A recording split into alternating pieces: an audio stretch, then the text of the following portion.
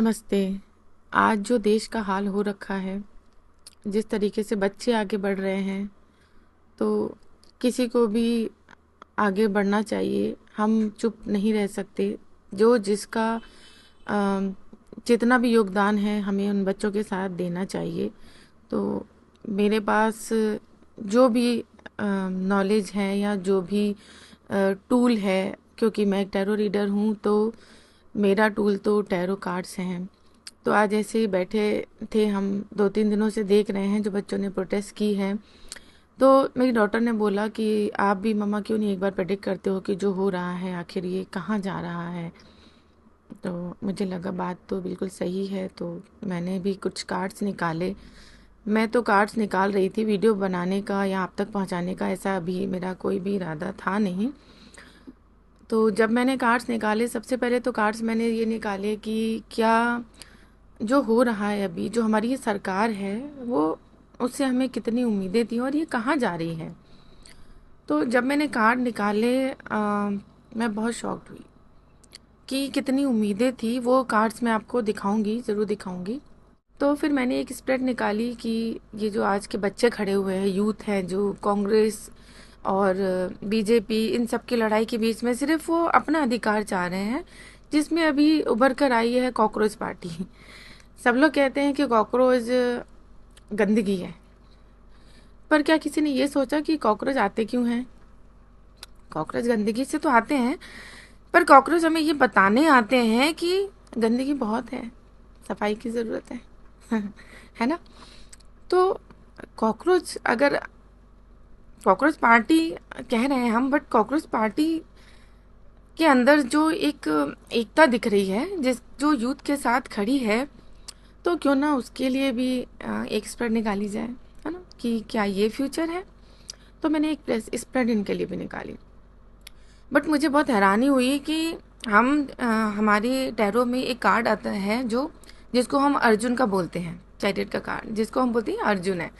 और अर्जुन भी इसी तरीके से अपनों के साथ लड़ाई में खड़ा था और जीत के लिए, है ना, उसका गोल सिर्फ ये था कि अधर्म के खिलाफ एक धर्म की लड़ाई में खड़े होना है। तो स्प्रेड में जो मुझे लगा, जो एकता और जो एक सच की लड़ाई लड़ने की का जो जुनून है, तो वो स्प्रेड में मुझे वो दिखा। फिर एक क्वेश्चन था कि ये जो बच्चे आज खड़े हैं, ये मुद्दा पढ़ाई से हटकर पॉलिटिक्स तक चला गया है, तो क्या बच्चे अपनी जगह पर सही है। बट उसमें भी बहुत ही मासूम से कार्ड आए कि बच्चे तो सिर्फ एक दूसरे के साथ खड़े हैं, एक दूसरे के लिए खड़े हैं, अपने लिए खड़े हैं। उनको राजनीति से तो कोई मतलब ही नहीं है। वो अपने आने वाली जनरेशन के लिए खड़े हैं, छोटे छोटे बच्चे। फिर एक क्वेश्चन था कि जो हमारे समाज के, जो आज के बच्चे जो बनना चाहते हैं, क्योंकि ज़्यादातर मुझसे ये पूछा जाता है कि मैम क्या मुझे गवर्नमेंट जॉब मिलेगी। मैम मैं पुलिस में जाना चाहती हूँ, लड़कियाँ बोलती हैं, बच्चे बोलते हैं। तो क्या आज की जो हमारी पुलिस है, जो हमारे रक्षक हैं हम जिनको बोलते हैं, इस समय वो जो कर रहे हैं वो क्या है। क्या वो अपना देश का धर्म निभा रहे हैं, या फिर जनता के प्रति धर्म निभा रहे हैं, या फिर अ, जो भी हम बोलें पॉलिटिकल पार्टीज़ के लिए क्या कर रहे हैं वो। तो वो भी स्प्रेड मैंने निकाली, वो भी बहुत शॉकिंग थी कि वो क्या कर रहे हैं। उन्होंने तो बिल्कुल अपनी आंखों पर पट्टी बांधी हुई है, उन्हें पता है कि उनको क्या करना है, पर ऐसे लग रहा है जैसे उनके हाथ बंधे हैं, उनकी आंखों पर पट्टी बांधी हुई, वो देखना ही नहीं चाहते, वो देख कर भी देखना नहीं चाहते। तो क्या है ये। क्या आज के बच्चे इनसे इंस्पायर होंगे। क्या आज के बच्चे ये चाहेंगे कि हमें पुलिस ऑफिसर बनना चाहिए। क्या आज के बच्चे चाहेंगे कि हमें नेता बनना है। एक बहुत बड़ा क्वेश्चन मार्क है। मुझसे बच्चे पूछते हैं, तो मैं गवर्नमेंट जॉब के साथ साथ उन्हें एक एडवाइस ज़रूर देती हूँ कि बेटा, गवर्नमेंट जॉब के लिए अप्लाई कर रहे हो, बट अपना पूरा जी जान, माँ बाप का पैसा, सब कुछ एक साथ झोंको मत। अगर गवर्नमेंट जॉब नहीं लगी तो इसलिए छोटा सा कोई बिजनेस, क्योंकि आज के टाइम में गवर्नमेंट जॉब के पीछे 10-10 साल लग जाते हैं, नहीं मिलती, बच्चे हताश हो जाते हैं, निराश हो जाते हैं। और जब उनको उम्मीद होती है कि हाँ इस बार हम सक्सेस हो सकते हैं, उस वक्त पेपर लीक हो जाता है। ऐसे में क्या करें। तो ऐसे में सॉल्यूशन यही है, या तो जो बच्चे कर रहे हैं हम सब उनका साथ दें और इस सिस्टम को ऐसे हाथों में देना चाहिए जो हमारे बच्चों का फ्यूचर सिक्योर कर सकें, क्योंकि आने वाला भविष्य यही है। अगर आज ये भविष्य अंधेरे में है, आज ये भविष्य सुरक्षित नहीं है, तो फ्यूचर में ये जो आने वाले बच्चों का भविष्य बनाएंगे, कैसा होगा वो? किनके हाथों में हम अपने आने वाली पीढ़ी या ये बच्चे अपने आने वाली पीढ़ी का भविष्य देंगे, क्योंकि इनका खुद का भविष्य सुरक्षित नहीं है, आज इन्हें भरोसा नहीं है। तो इसलिए मैं आप सबके सामने वो स्प्रेड रखना चाहती हूँ, आप खुद देखिए। और मैं ये नहीं कह रही हूँ कि ये एक प्रेडिक्शन है मेरी, बस ये तो एक गाइडेंस के तौर पर मैंने निकाले थे कार्ड, क्योंकि जो टैरो कार्ड होते हैं वो कभी भी भविष्य नहीं बताते हैं, वो बस एक गाइडेंस होते हैं। एक हमें एक, जिस तरह से आप ये समझ लीजिए कि एक हम गूगल मैप लगाते हैं ना, कहीं जाना है तो हमें गाइड करते हैं कि कहाँ जाओ कहाँ नहीं जाओ, कहाँ पे रास्ता अच्छा है कहाँ पे नहीं है, कहाँ हमें रश मिलेगा, है ना। उस तरीके की गाइडेंस होती है। तो जो गाइडेंस मुझे टैरो से मिली है वो बस मैं आप सबके साथ शेयर करना चाहती हूँ। और यही चाहती हूँ मैं कि जहाँ भी हैं हम सब मिल करके बस अपने छोटे छोटे बच्चों का सपोर्ट करें। और मेरी विनती है उन समाज के सेवकों से भी कि कम से कम छोटे छोटे बच्चों के भविष्य के साथ खिलवाड़ ना किया जाए, उनका सपोर्ट किया जाए, उनकी बात को सुना जाए। सही और गलत का फैसला करने के लिए कम से कम बात को सुना जाए। अगर बच्चे गलत हैं, अगर उनके सवाल गलत हैं, उनकी डिमांड गलत है, उसके बाद आप डिसाइड कर सकते हैं कि उनको सज़ा देनी चाहिए। बिना सुने, बिना उनका सवाल जाने, बिना उनसे बात किए उन पर लाठी चार्ज करना, उनको देशद्रोही बोल देना और आतंकवादी बोल देना, ये तो मतलब अपने ही बच्चों के साथ अन्याय वाली बात है। ये नारा लगाया गया था कि बेटी बढ़ाओ, बेटी पढ़ाओ और बेटी बचाओ। तो उससे पहले, सबसे पहले क्या हमने देश के रक्षक हैं जो उनको ये नहीं सिखाना चाहिए कि बेटी का सम्मान करो? बेटी बचेगी, बेटी पढ़ेगी, बेटी का सम्मान होना क्या जरूरी नहीं है? बेटी का सम्मान सबसे पहले है, तभी वो पढ़ेगी भी और तभी वो बचेगी भी। वो पढ़ेगी, वो बचेगी, पर अगर उसका सम्मान ही नहीं है तो वो जिएगी कैसे? एक नारा और है जो मुझे याद आ रहा है कि पढ़ेगा इंडिया तो बढ़ेगा इंडिया। पर आज का जो जिस तरह से गवर्नमेंट स्कूल बंद किए जा रहे हैं, उस हिसाब से तो ऐसा लग रहा है ना पढ़ेगा इंडिया ना बढ़ेगा इंडिया, और सीधा सीधा है ना पढ़ेगा इंडिया ना बढ़ेगा इंडिया, ना अपने हक के लिए लड़ेगा इंडिया। गवर्नमेंट स्कूल अगर बंद किए जा रहे हैं तो सीधा सीधा इसका असर पड़ रहा है हमारे आने वाली पीढ़ी पर, जिनको गवर्नमेंट टीचर्स के लिए जो पढ़ाई कर रहे हैं। अगर स्कूल ही नहीं होंगे तो टीचर्स की जॉब कहाँ से आएंगी? कितने सारे बच्चे जो कि एजुकेशन के लिए, बच्चों को शिक्षा देने के लिए पढ़ाई कर रहे हैं, कहाँ देंगे वो शिक्षा?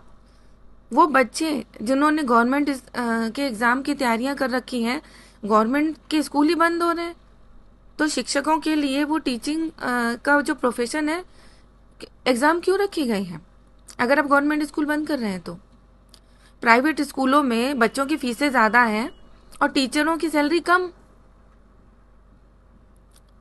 ना बच्चे पढ़ पाएंगे ना टीचर पढ़ा पाएंगे।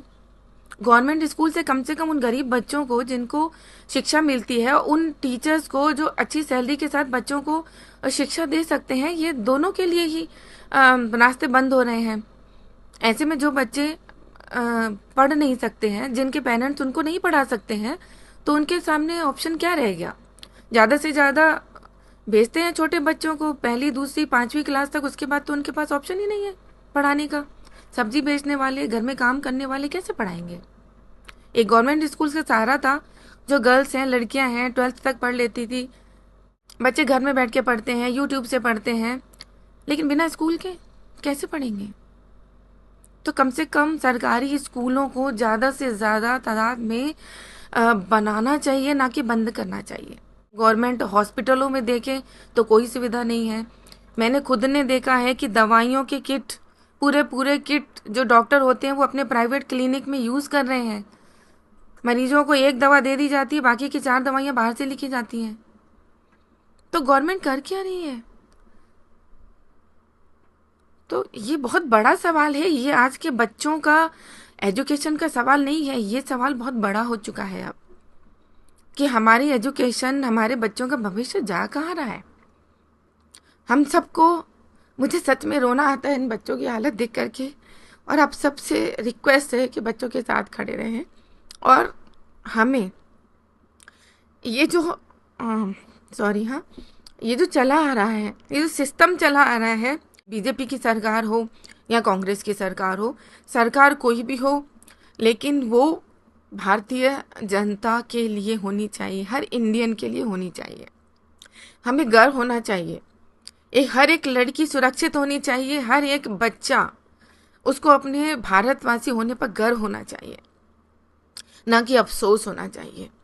आज बड़े बड़े नेता, अभिनेता और जो भी बड़े बड़े लोग हैं, वो अपने बच्चों को बाहर पढ़ने के लिए भेजते हैं। कोई लंदन जा रहा है, कोई अमेरिका जा रहा है। क्यों? क्योंकि उनको पता है कि हमारे इंडिया में पढ़ाई, एजुकेशन की कोई वैल्यू नहीं है, ना ही सिस्टम है। तो फिर ये भारत है किसके लिए? सिर्फ गरीब गरीब होता जा रहा है, अमीर अमीर होता जा रहा है, और मिडिल क्लास बस पिसता जा रहा है। क्या कभी ये सिलसिला बंद होगा? क्या कभी कोई एक नई शुरुआत होगी?